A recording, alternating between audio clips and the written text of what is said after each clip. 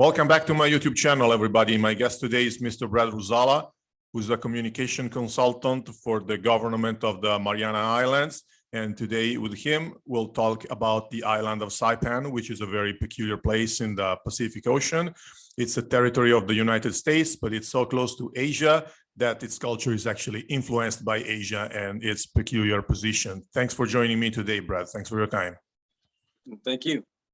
Well, you have such a long list of titles that I just mentioned the first, that you're a communication consultant for the government of the Commonwealth of the Mariana Islands, but probably it's better if you introduce yourself by telling my viewers what you do and what's your background. All right. Well, I can tell you a little bit in our language here. Say, buenos dias, hafa de zantiro, guahusi Brad Ruszala, matsututu pari Commonwealth Communications, pari Islas Northern Marianas. So that is basically, hi, my name is Brad Ruszala. I used all three languages to greet you by saying hello. And that I work for Commonwealth Communications as a communications consultant here in the Northern Marianas.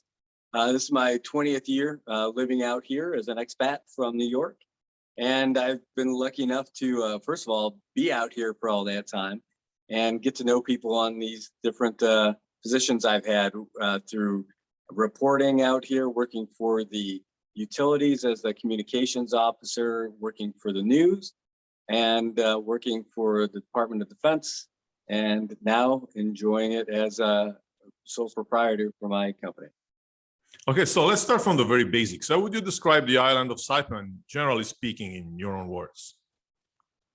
I think it's a microcosm of the United States in general. It's this small little melting pot where we've got everybody from all sorts of different cultures, and we're all here in the same place. It's basically a small town, and you pretty much get to know everybody who lives here at one point or another. But we've got about just under 50,000 people throughout our entire Commonwealth. Most of us live right here in Saipan. 95% of us live out here in Saipan. And it's probably just the best small town. It's summer all year round. We get, the only thing that changes about the seasons that we do have a little bit of a dry season. And then we have what we call typhoon season. And other than that, we've got the most stable temperature of anywhere on the planet. It's always somewhere around 81 to 83 degrees. Well, what are the most common jobs for people in Saipan? What does a common day of a Saipan citizen look like? Well, that's a really good question. It's almost broken down by class and caste and culture, because most of the laborers that we have here, because we have such a small population, native population, a lot of the laborers come from off island, primarily from the Philippines. When we had a lot of the construction programs, projects happening that were for Chinese-owned companies, there was a lot of Chinese laborers who were brought in. Local folks, for the majority, they work for the government in some sort of, some way of fashion, whether they're working out in the field or they're running the department of so-and-so or division of so-and-so. Most expats from the mainland are teachers, they're doctors or they're lawyers. Mostly the teachers are the ones who tie on for a while, and the doctors come and go. A lot of them do that to help pay off their student loans by coming out here. And those are pretty much the common jobs. Oh, a lot of hospitality workers, because we're such a tourism-driven economy. Okay, I would have asked about it, and we'll probably touch that point again later. What are the most relevant aspects of the Chamorro culture that make the Marianas Island unique? I'd say the number one thing is resiliency. The culture has been impacted by so many foreign influences since they became, I'll say, discovered by foreign entities. But the culture has always maintained its hold out here. The language is still something that's very important. The Spanish came out here in the 1500s, and then the Germans had the influence on the islands in the early 20th century, followed by the Japanese, and followed by the United States during and after the Second World War. So resiliency, that the Chamorros have been able to maintain their their culture throughout this whole thing. And the Carolinians who came out here also from the Caroline Islands after their islands were devastated by a typhoon, and their ability to mix together and perpetuate their cultures together. I think that's the number one thing. Also, you cannot go hungry in our islands because one of the cultural aspects is, first of all, you never withhold food from folks. You always share. That's how, in fact, that was my very first day walking on the beach here. I got to meet one of my longest term friends, the Saipan family. They invited me over to share their barbecue with them just by chance, seeing this expat guy here on his second day in Saipan. And it started everything. It started me off on the right foot out here. So I think their warm hospitality, their welcoming nature, their ability to endure all kinds of struggles, whether it be from foreign powers or Mother Nature herself. How big is tourism in the Mariana Islands? You mentioned something already, because is it as big as in Hawaii, for instance? Because while I was searching on Google for Saipan to prepare myself for this interview, at a certain point, the Google assistant proposed me, do you want me to arrange a trip to Saipan for you? And it would have taken me like days to get there. So I think it's very far from Europe. So I don't know, how big is tourism? Tourism is our number one economy. We've had a couple of things that have happened over the years.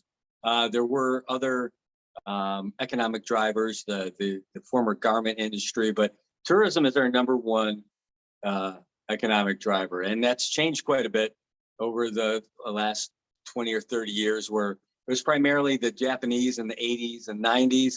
Then the Koreans really started coming in the early 2000s. And then in the 2013, 2012 and on, we were really dominated by a strong influence from the Chinese. And then COVID kind of put everything on hold at that point. And now we're just now getting Korean tourists to come back. I just saw a flight leave not too long ago. And because back here over my shoulder, you can maybe make out the airport is off in the distance. Yeah. So Koreans were our number one tourists for a while, and then the Chinese investment really took off, and now we're just starting to get the Koreans to come back. What culture influences Saipan the most? Like, is it the Americans? Is it the Chinese? Is it the Japanese? Or maybe Saipan even does have a culture of its own? I don't know. What do you think? Definitely has a culture of its own, but you can't help but notice the domination of the United States culture out here. I mean, in the 70s, we really patterned our system of government after the United States. We have a bicameral legislature. We have 3 branches of government, the legislative, the judicial, and the executive branch. We've got the same checks and balances. We've got a constitution. And everything else is based around that. We have United States offices here, a United States courthouse. So U.S. culture, I would say, is the dominant from outside, but it's where we shape everything professionally. But culturally, it really is the local culture. The references are everywhere. The 3 recognized languages here are Chamorro, Carolinian, and English. Our national anthem, if you will, the CNMI anthem, is sung in 2 languages. It's the same song twice, first in Chamorro and second time is in Carolinian. So it's very strongly tied to the local indigenous island culture, but with a very heavy influence from the United States. Well, our lives and cultures are also a lot influenced by what we watch on TV. So I was wondering, what kind of TV programs do people watch in Saipan? Are the Americans, Chinese, the Asian? So that's great. It's modeled after a U.S. cable company.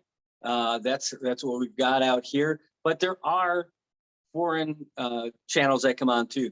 We've got plenty of Japanese channels, plenty of Korean channels, plenty of Chinese channels, and Filipinos also, because that makes up most of our foreign residents. Well, how about Netflix, for instance? Does it show the American show? Is it the same as in the US? It is, it's really interesting. So I can't get the same shows all the time because we're in a different area from the mainland US. So when I take vacation to go to the States, I can watch way more things on Netflix because they're open to my area. And here, I don't think Netflix has us figured out all the way because they give me an awful lot of Indian suggestions. And, I'm not opposed to learning more about India, but it's pretty far away and it's not exactly our district. No, I understand. Well, among the many things you did in your life, you were also a soccer player and you played for the national team of the Mariana Islands. Am I right?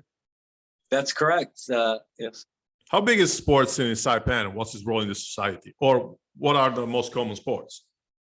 Well, when I first came out here, baseball was the #1 sport. And I learned and I grew up playing baseball as well, mostly ice hockey, but I learned how to do the score sheet from baseball from an old man who was taught baseball from the sailors who helped with the invasion of the islands in the Second World War.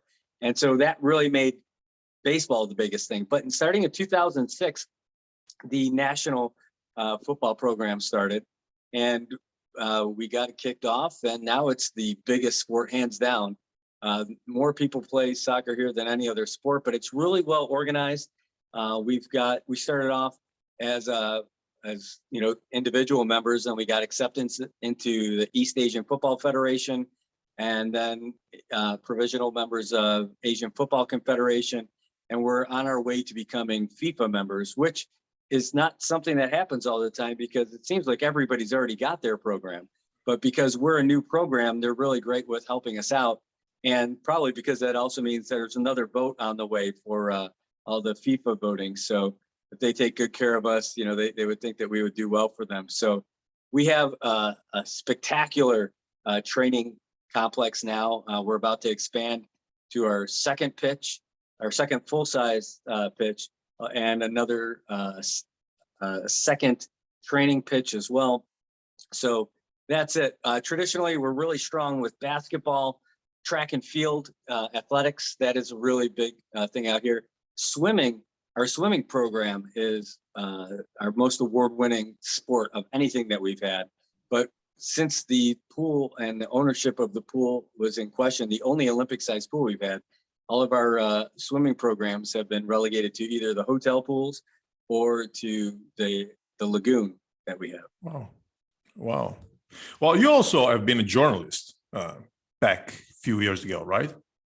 So you know quite something about the social problems of Saipan. And one thing that Saipan was famous for is birth tourism, because there were pregnant ladies from Asia who would go to Saipan to give birth to their children so that the kid would be American. What can you tell us about how big an impact does this have on the society in Saipan?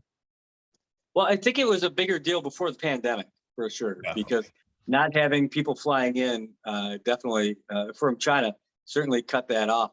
But it started off really quiet, and then where people just happened to start taking notice of all these pregnant women that were outside walking at night and walking around in circles in the parking lots to help them with their pregnancy. But then it was just everywhere.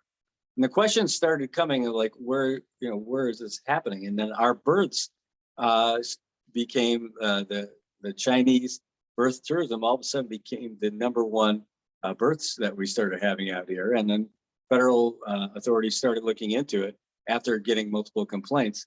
And the problem really kind of went away with itself because of the pandemic. Well, and that brought with itself also some organized crime. There was an FBI investigation because there was a kind of black market of people offering help to these women to come to Saipan. Did that have an impact on the society of Saipan? Well, you would hope so, but you can only really tell by the statistics of the births that were happening.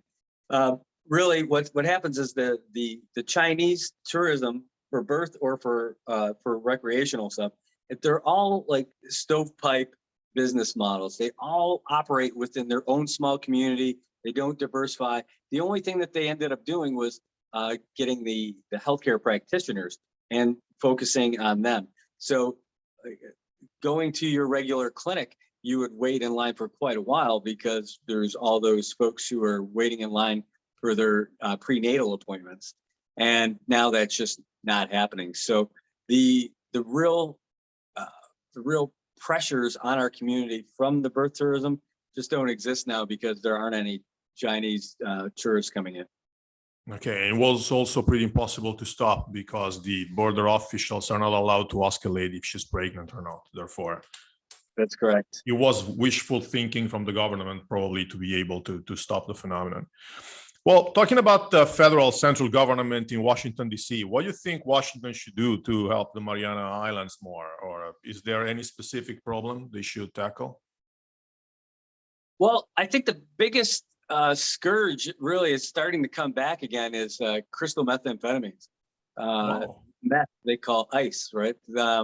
It is the scourge. It's the thing that I think attacks the communities the most. Our Customs and Border Patrol does a good job of trying to intercept it, but the number one place where it comes from is China. And they scan the shipments. They have to go through. They go through one by one. They've got dogs. They've got the X-ray machines, but it still finds a way to make its way in here. And they think that now people may start processing it here, creating it, but that would be in such a small supply. The stuff that comes in from China is so big, it's the big amounts and so pure that they're able to get that in. And once it gets in, it's hard to get it out of the community. Well, Brad, many thanks for your time. I think that the interview was very interesting because you gave us a very unique insight on what's going on in Saipan as an island, as a place, and the people who live there. So many thanks for your time again. Thank you everybody for watching this. Hope you enjoyed this video and see you all next time. Bye-bye.